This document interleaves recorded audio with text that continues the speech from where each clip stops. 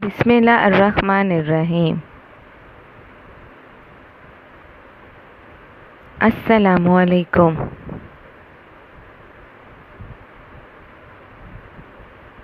Army public school کے on line support programme میں آپ کو خوش آمدید کہتی ہوں۔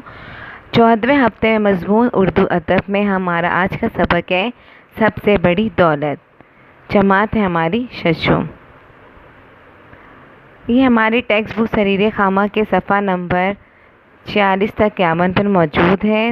سبق جو ہے ہمارا سب سے بڑی دولت ہے۔ اس کے مصنف کا نام ہے عطاء اللہ قاسمی، اور اس کا جو موضوع ہے سب سے بڑی دولت، اور اس میں دستیاب ذرائع ہمارے پاس قلم، جوابی کاپی اور کتاب۔ سبق کا جو تعارف ہے، خلاصہ ہے، میں آپ کو بتاتی چلوں۔ یہ سبق ایمانداری، اچھی سوچ، کردار کی مضبوطی اور اپنی غلطی پر شرمندہ ہونے کے بارے میں ہے۔ تو بچوں، سے پہلے ہم اس کی بلند خوانی کرتے ہیں، پھر اس کے بعد ہم سبق کی وضاحت کریں گے۔ تو سب سے بڑی دولت۔ سعید کا اسکول 7:30 بجے لگتا تھا۔ 7 بج چکے تھے لیکن وہ ابھی تک سو کر ہی نہیں اٹھا تھا۔ امی بھی شاید اسے جگانا بھول گئی تھیں۔ ناشتے کی میز پر سعید کے ابا نے پوچھا، کیا بات ہے؟ آج سعید نظر نہیں آ رہا۔ اوہو، میں تو اسے جگانا بھول ہی گئی، سعید کی امی نے کہا اور اسے جگانے کے لیے کمرے کی طرف دوڑی۔ سعید آنکھیں ملتا ہوا اٹھا اور غسل خانے کی طرف بھاگا۔ جلدی سے ہاتھ منہ دھو کر ناشتے کی میز پر پہنچ گیا۔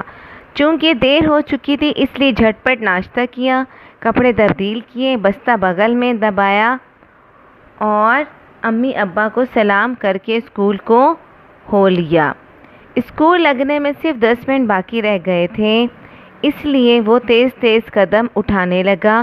اسے پتہ تھا کہ اگر وہ 1 منٹ بھی دیر سے اسکول پہنچا تو اس کی خیر نہیں۔ چنانچہ اس خیال نے اسے دوڑنے پر مجبور کر دیا، مگر ابھی وہ دلدار کے کھوکے تک ہی پہنچا تھا کہ اس کی دونوں ٹانگیں پھول گئیں اور درد کرنے لگیں۔ وہ کچھ دیر سستانے کے لیے ایک جگہ بیٹھ گیا۔ اچانک اس کی نظر ایک 100 روپے کے نوٹ پر پڑی جو فٹ پاتھ کے قریب پڑا ہوا تھا۔ ایسے معلوم ہوتا تھا جیسے ابھی ابھی کسی کی جیب سے گرا ہو۔ سعید نے جھک کر اسے اٹھا لیا اور جیب میں ڈال کر چل پڑا۔ ابھی وہ تھوڑی ہی دور گیا تھا کہ اس کے سامنے سے حاجی خدابخش آتے ہوئے دکھائی دیے۔ وہ غالباً کچھ ڈھونڈ رہے تھے۔ سعید حاجی صاحب کو جانتا تھا، وہ اس کے مکان کے قریب ہی رہتے تھے۔ اس نے انہیں سلام کیا۔ حاجی صاحب نے سلام کا جواب دیا اور پوچھا، سعید بیٹا، میرا 100 کا نوٹ رستے میں کہیں گر گیا ہے، تم نے تو نہیں دیکھا؟ سعید ایک اچھا لڑکا تھا اور یہی وجہ تھی کہ محلے کے سب لوگ اس کی عزت کرتے تھے، مگر اس وقت نہ جانے اسے کیا ہو گیا۔ اس نے جھوٹ بولتے ہوئے کہا، جی نہیں، میں نے تو نہیں دیکھا۔ اس وقت اس کے چہرے کا رنگ تبدیل ہو گیا تھا اور زبان کے ساتھ ساتھ اس کی ٹانگیں بھی لڑکھڑانے لگی تھیں، مگر حاجی صاحب نے اس کی حالت کو نہیں دیکھا۔ وہ کچھ دور آگے جا کر اپنا نوٹ ڈھونڈنے لگ گئے۔ سعید اب یہاں کھڑا نہیں ہونا چاہیے تھا۔ اس نے اپنی رفتار اور تیز کر دی، بھاگم بھاگ اسکول پہنچ گیا۔ ہر روز اس کی جیب میں چند پیسے ہوتے تھے، وہ اپنے ہمجولیوں میں سر اونچا کر کے چلا کرتا تھا، لیکن آج اس کی جیب میں 100 کا نوٹ تھا، پھر بھی وہ اپنے آپ کو سب سے زیادہ گھٹیا محسوس کر رہا تھا۔ وہ چپکی سے اپنی کلاس میں جا کر بیٹھ گیا، لیکن آج اس کا دھیان ماسٹر صاحب کی طرف بالکل نہیں تھا۔ ماسٹر صاحب ریاضی کا کوئی سوال سمجھا رہے تھے اور سعید سوچ رہا تھا کہ وہ شام کو صادق کی دکان پر جائے گا اور پیٹ بھر کر آلو چھولے کھائے گا۔ اس کے بعد وہ چیپ اسٹور جا کر کوکا کولا اور ہیکو آئس کریم اڑائے گا۔ جب اس نے خالد کا نیا ہیٹ کچھ دیر کے لیے مانگا تھا تو اس نے کیسے انکار کر دیا تھا، ہم نہیں دیتے۔ اس پر اسے غصہ تو بہت آیا تھا، مگر وہ کر بھی کیا سکتا تھا۔ لیکن آج وہ اپنا ہیٹ سب دوستوں کو باری باری دکھائے گا اور خالد کے بچے کو ہاتھ تک لگانے نہیں دے گا۔ کتنا جلے گا وہ۔ سعید کلاس میں بیٹھا اس قسم کی باتیں سوچتا رہا، یہاں تک کہ اسے پتہ ہی نہیں چلا کہ چھٹی کی گھنٹی کب بجی۔ وہ کتابیں اپنی بغل میں دبائے گھر چلا آیا۔ گھر جا کر سعید نے کپڑے تبدیل کیے اور کھانا کھایا۔ کھانا کھاتے ہی وہ معمول کے مطابق بستر پر لیٹ گیا، لیکن آج نیند اس سے کوسوں دور تھی۔ جب جیب میں پڑا ہوا 100 کا نوٹ اسے بار بار باہر جانے کے لیے اکسا رہا تھا، لیکن سعید مجبور تھا۔ اس کے ابا دوپہر کو اسے بالکل گھر سے باہر نہیں نکلنے دیتے تھے۔ آخر خدا خدا کر کر اس کی آنکھوں میں نیند آ ہی گئی اور تھوڑی ہی دیر کے بعد وہ خوابوں کی دنیا میں کھو گیا۔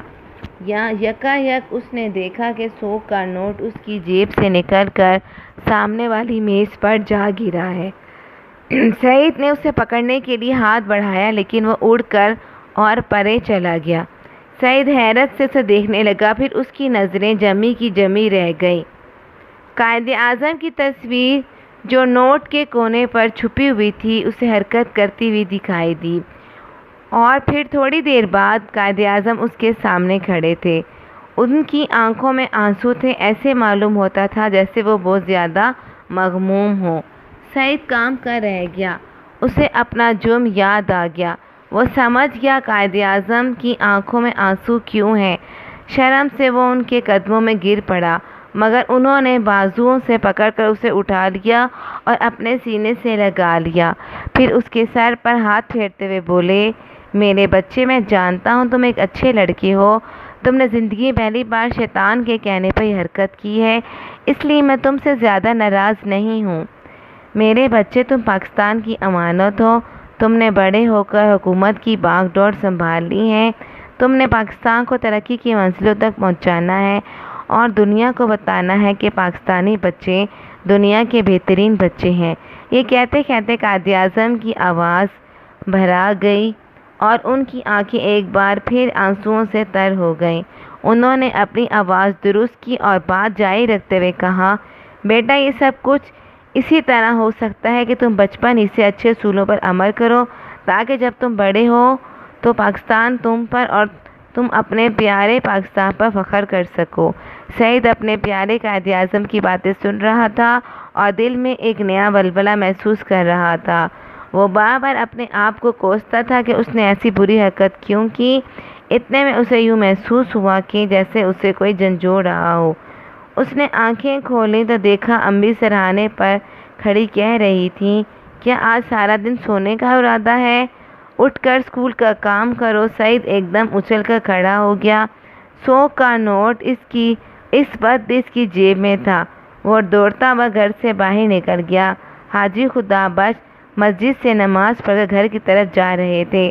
سعید نے انہیں روک کر نوٹ ان کے ہاتھ میں تھما دیا اور بولے، حاجی صاحب، مجھے معاف کر دیجئے، میں نے آپ سے جھوٹ بولا تھا۔ حاجی صاحب پہلے تو حیرت سے اس کا منہ تکتے رہے، پھر ایک دم انہوں نے اسے سینے سے لگا لیا۔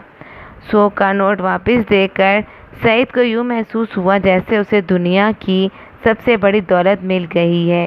اس وقت سعید روحانی خوشی محسوس کر رہا تھا اور قائد اعظم اسے مسکراتے ہوئے نظر آ رہے تھے۔ تو عزیز طلباء و طالبات، آپ کو اس سبق کی بلند خوانی سے کچھ سمجھ میں آیا؟ اس سبق میں آپ کو یہ بتانے کی کوشش کی جا رہی ہے کہ کبھی بھی آپ لوگوں نے جھوٹ نہیں بولنا، کبھی بھی کوئی غلط کام نہیں کرنا، اور آپ اپنی قوم کے معمار ہیں۔ آپ اچھے کام کریں گے تو کل کو آپ نے ملک کی باغ دور سنبھالنی ہے، اور کبھی بھی وہ جھوٹ نہیں بولنا چاہیے۔ تو ہمارے بانی پاکستان قائد اعظم کے مطابق پاکستان کی ترقی کا راز اتحاد، ایمان اور یقین کے ذریعے اصولوں میں پوشیدہ ہے، اس لیے ہمیں ان اصولوں کی پیروی کرنی چاہیے۔ اس سے پہلے کہ میں آج کا اپنا لیکچر ختم کروں، میں آپ سے ایک بات کہنا چاہتی ہوں۔ پیارے بچوں، فرسٹ لیکچر سے لے کر اب تک جتنے بھی ہمارے لیکچر ہیں، آپ نے اپنا تمام کا تمام کاپی ورک اور بک ورک کمپلیٹ کرنا ہے۔ اگر کوئی بات آپ کی سمجھ میں نہیں آئے تو آپ مجھ سے پوچھ سکتے ہیں۔ جیسے ہی آپ لوگ اسکول میں آئیں گے 22 سپٹمبر سے آپ کی کاپیز کو چیک کیا جائے گا، اس لیے اپنا تمام کام آپ لوگ مکمل کر لیں۔ اب اپنا بہت خیال رکھیے گا۔ اللہ حافظ۔